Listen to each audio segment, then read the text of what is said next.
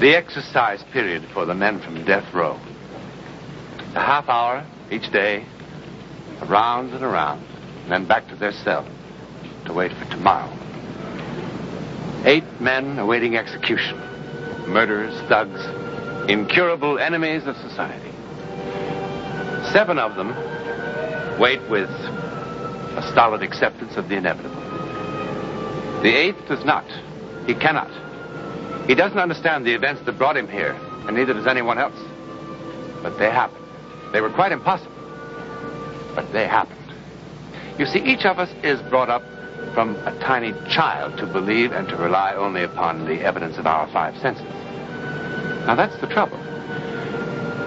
If you were confronted with something that seemed to occur outside those 5 senses, some event, you'd be inclined to say it's my imagination or it's impossible.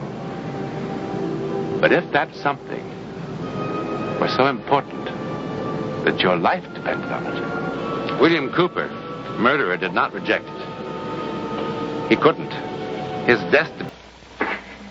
My dear Kate. Oh, perhaps you'd better sit down for this. I've quite a bit to say. Well, go on, sit down. I decided to record this because I never seem to do a very good job in person. Maybe with just me talking, and you not able to answer back with your peculiarly female logic, I'll get somewhere. Now, as I calculate it, to date, I have asked you to marry me at least 347 times, conservatively. And you've never said no. But, well, although you strike me as an otherwise bright young woman, you've never said yes either. Now, just in case they've escaped you, my qualifications are as follows. Health, clear of eye and sound of limb. Habits, steady and dependable. Prospects, first rate. Intelligence, way above average. And, as you can see, modest to a fault. I am, in short, a good scout. Trustworthy, loyal, obedient, cheerful, thrifty, brave, clean, and reverent. A prize catch for any clean-limbed, straight-thinking American woman. Darling Kate, I put one crucial question to you most seriously. And to answer it, you've got to search your heart deeply, honestly. Is it me or the idea of marriage? No, don't answer yet. Hear me out. I can't wait much longer. I love you. I adore you. But the way things are, it's tearing me apart. You keep saying you're not sure. After all this time, not sure? It's not me you're not sure about, Kate.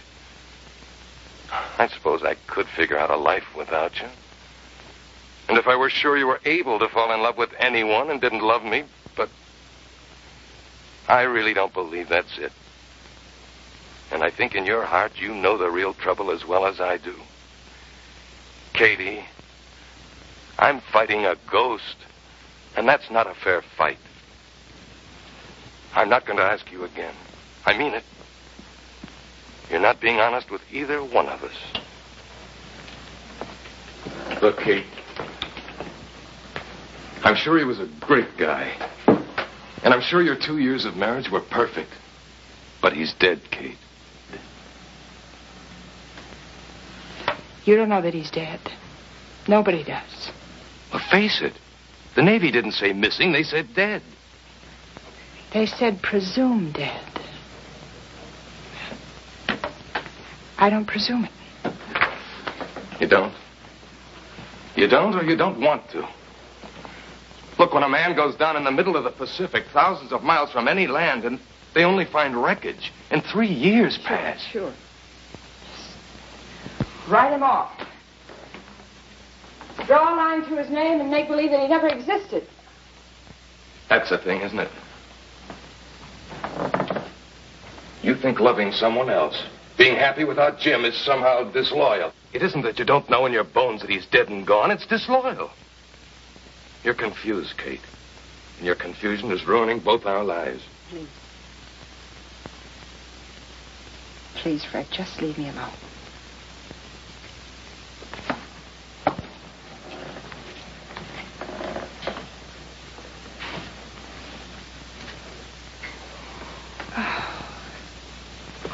Kate, do you think he wants you to shut yourself off from life? He knew the kind of work he was in and knew it would happen at any time. He must have said as much to you, didn't he? And he must have told you if it did happen, to let go of him. Didn't he?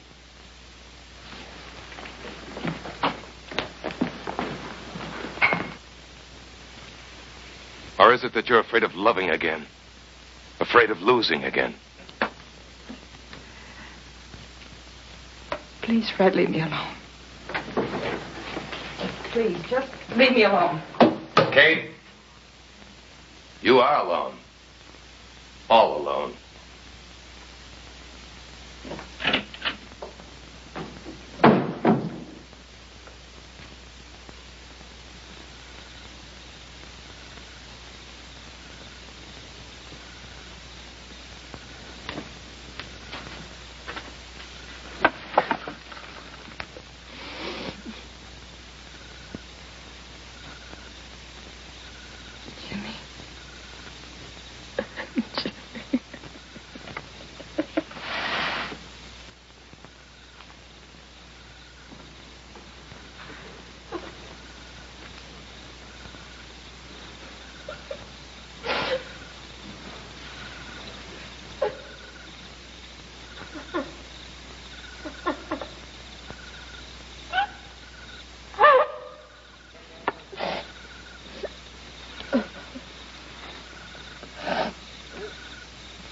Crying?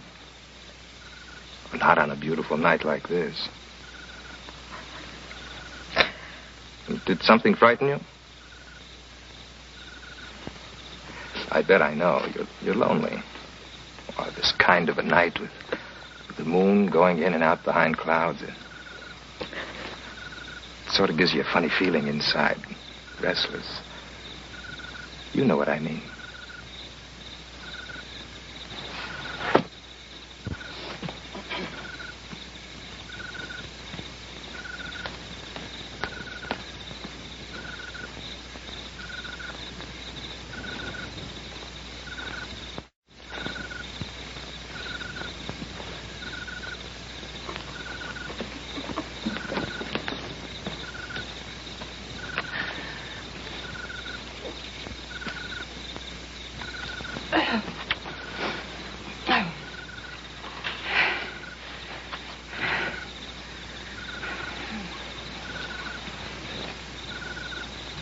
There are lots of lonely people.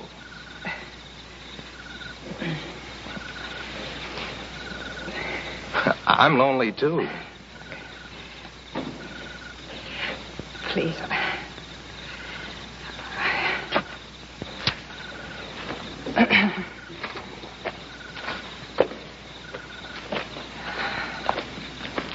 Are you going for a walk or walk in the park? I'll walk with you. If there's no one here but us, the whole park is empty for us. I know. I've looked around. You don't want to be lonely on a night like this. But you're not afraid of me, are you? I wouldn't hurt you. Really, I wouldn't. Please. Please, just leave me alone, please. Don't be afraid of me, please. Please don't be afraid of me.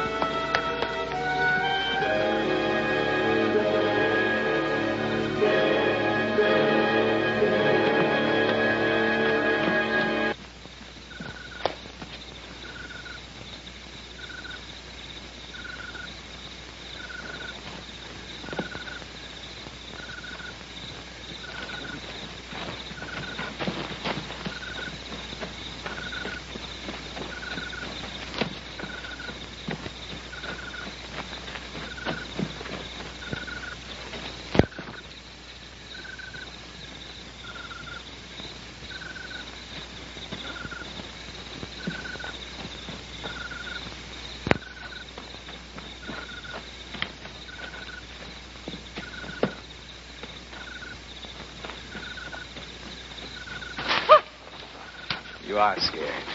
You are!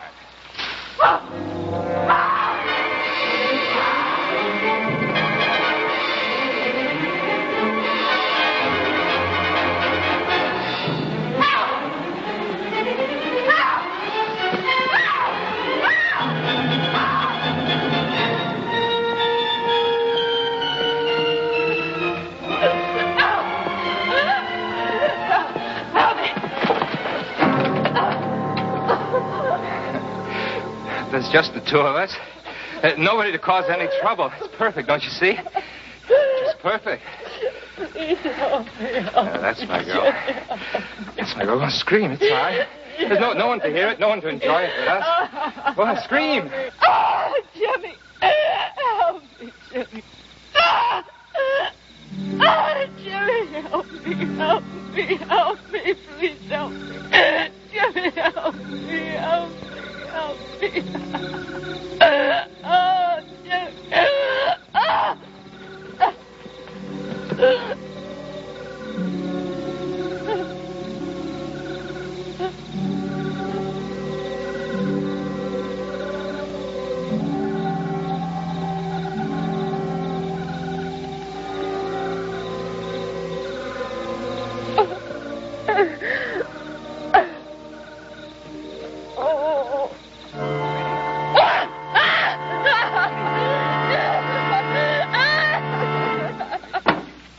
And you're sure you could identify the man if you saw him again?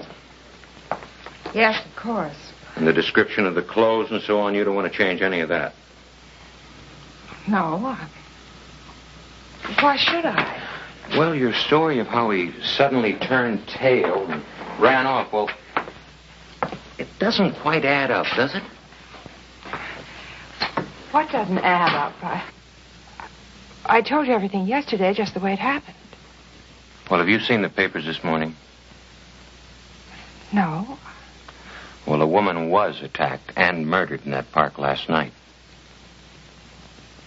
Oh. We thought you might be able to help us. I'd be glad to. Okay, Jerry, we're ready.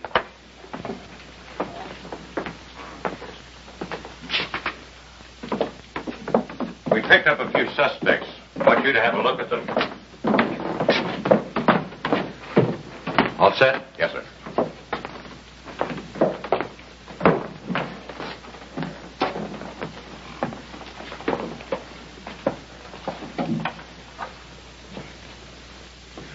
Okay.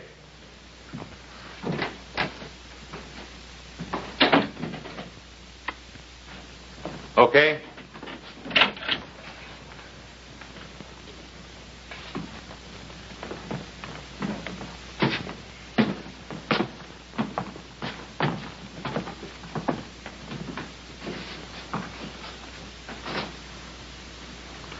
All right, hit him. That's him. Which one? The one with his hands in his pockets. All right, Jerry. All right, Cooper. You stay where you are. Rest of you off the stage. Hey, now, wait a minute. I didn't do anything. You're sure now? That's his voice. That's the one. Hey, well, what are you trying to pull? Where do you want him, Mike? My office. Let's go.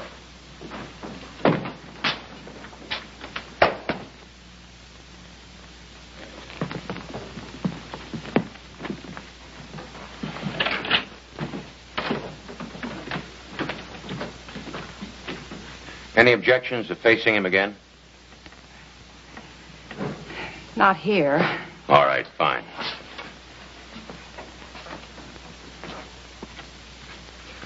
What is this? What are you doing? Don't I even get to talk to a lawyer before you start all this stuff? You'll get to see plenty of your lawyer.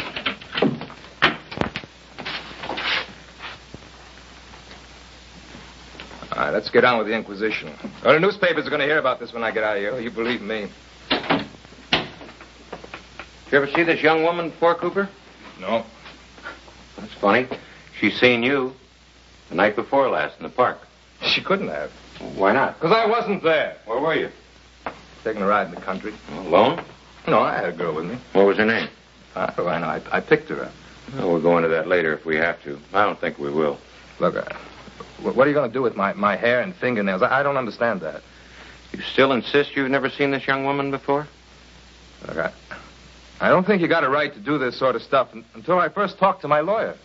Well, it's her word against yours. Under the circumstances, I don't expect yours will be very good in court. What circumstances? You just picked me up taking a walk in the park last night. Well, she says she saw me there the night before last. I don't understand what you're trying to prove anyway, even if I admitted I was there the other night, which I don't.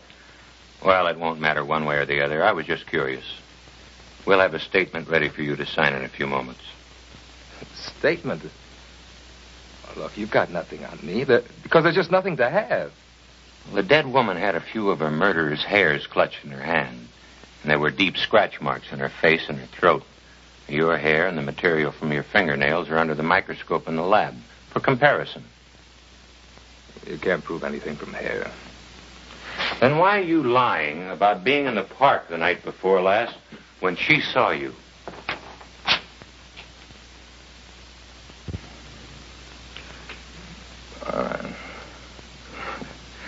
I was in the park. Oh, she's a pretty girl. I made a pass at her, so what? A guy that was with her would have put the finger on me sooner or later anyhow. What guy? The guy that was with her. Well, you didn't tell me there was anyone with you. There wasn't. What is this? No, I was alone. Is this a game or something? There was a big red-headed Marine there. A Marine? What are you talking about? Oh, come on, lady. He was standing right next to you. He was 6'3" or 4", easy. What kind of routine is this? Everything fits. Book him. I didn't do anything. Let's go. Wait a minute. There wasn't anybody with... Please. Please, why are you lying? Just tell me why you're lying, please. Please, just tell me why you're I don't know lying. what you're talking about. Look, I told you the truth, lady. Tell me why lady, you're leave lying. me alone. Please, Leave me alone.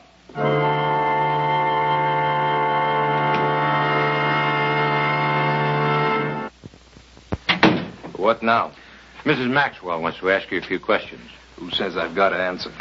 Please.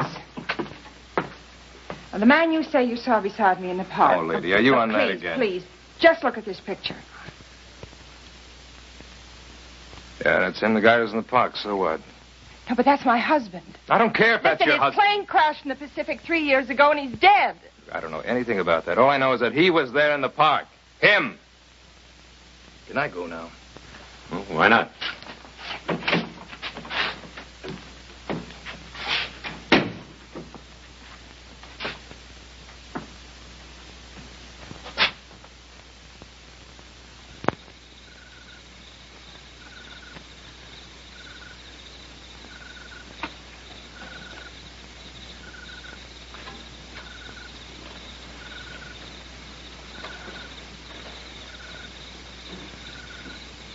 Jim.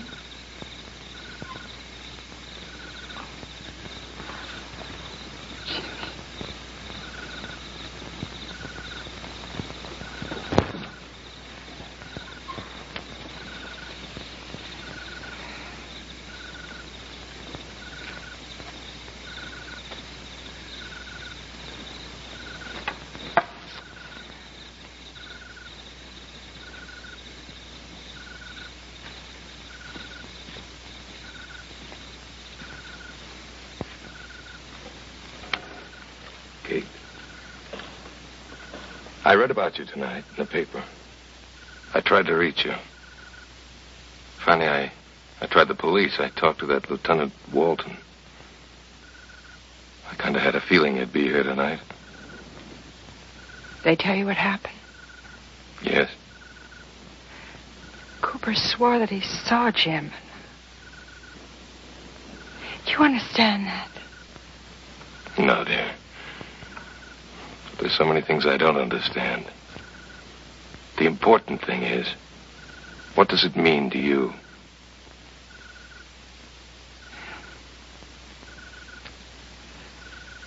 I know now that he's dead. Freddie saved me.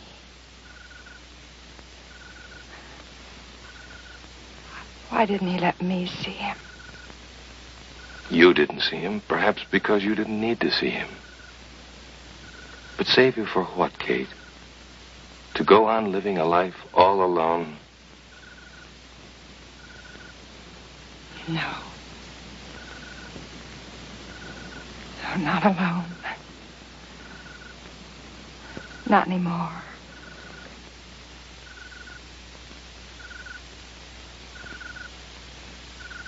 None of us is really certain whether our so-called hallucinations are real or fancied. For if we dismiss everything we can't explain, it would then follow we would have to dismiss the very fact of sight itself, wouldn't it? At any rate, somehow, a dead Marine did appear in the park when his presence was desperately needed. How? Well, there are so many things in this world about which we know only that we don't know.